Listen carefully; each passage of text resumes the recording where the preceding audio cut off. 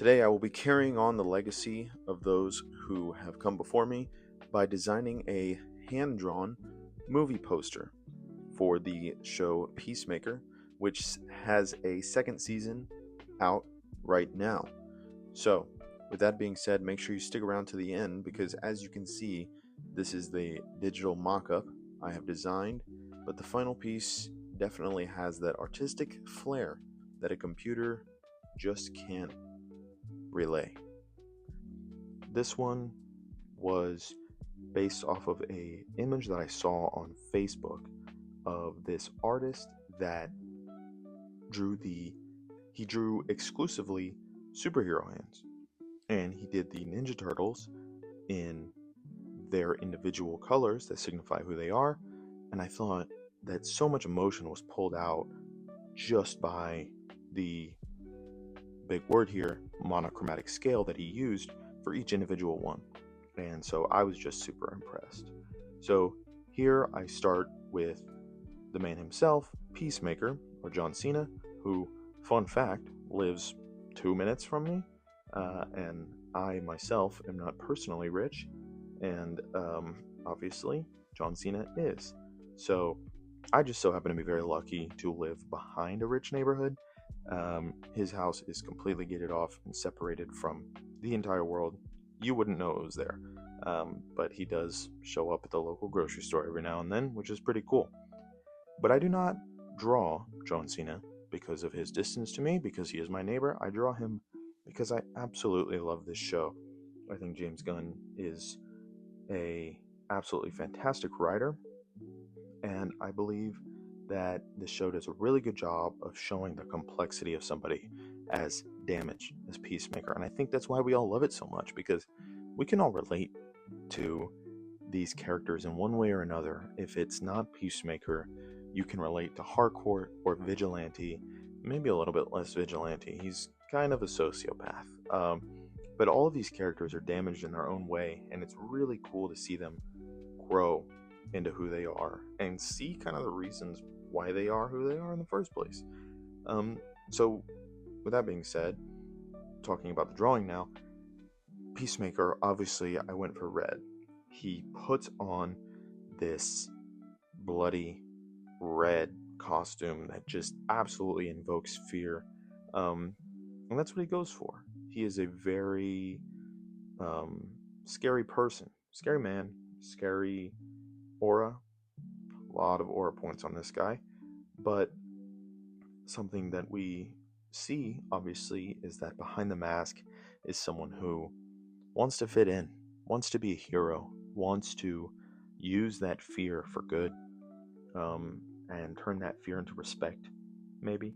And obviously season 2 is not over at the time of recording this video, but when it is, hopefully we see a little bit more of that respect coming his way, because he definitely deserves it. But at the same time, he's done some not so great things. Anyway, so the markers I'm using are Oahu markers, if that's how you pronounce it, and you can see here that I'm using a colorless blender to actually create a highlight. These markers are very opaque. It is extremely hard to layer them if you do not do it carefully. So pulling light from a dark place with these markers is near impossible, but you can use these markers to actually dilute the pigment in each individual spot, and in so create somewhat of a highlight, which is actually what I was going for at that exact spot. I wanted a very faint highlight. If I wanted a bright highlight and I'd maybe messed up and accidentally put too much pigment over it, I would maybe either go over it with a white Prismacolor pencil or completely go over it in a white gel pen and really smooth out the edges, because white gel sits on top like nobody's business. But I actually do use it on this piece in several places, and you'll see kind of how I smooth it out. Spoiler alert, I use my finger. So here I go for Harcourt. It is pretty apparent that I used each individual color to kind of show some sort of depth in these characters, but also to show the range of these characters. The rainbow is obviously sort of an analogy for a spectrum, a range of emotions and types and archetypes of these people. And so the idea of using some sort of monochromatic scale on these characters really jumped out at me. And so you doing this piece really challenged me, but I absolutely love the way it came out. And if you're an artist, you understand it is not easy to love your art after you are done with it. There are so many times when I finish a piece of art and I'm like, yeah, nah, not the best. And if you're an artist out there and you can relate to that, my biggest piece of advice is the art that I always find myself liking the most after I'm done is the art that I've spent the most time planning for and preparing and gathering references. The more you try to work off of what's in your head, the more you're probably gonna just throw what you would consider maybe brain slump. What we do as artists is we take the real world and we spin it in our own direction. We don't necessarily just completely draw it the way that we memorize it. I mean, art isn't a competition of who can memorize what the world looks like the best. It's who can make something that is real but stylized, shows some sort of skill, but also shows some sort of creativity. So that's what I have really been working on as an artist individually. I do still feel like I'm young in my artist career. I just turned 24. So if you're younger than that and you're listening to this, you got time. Sharpen your skills. Technicality goes a long way.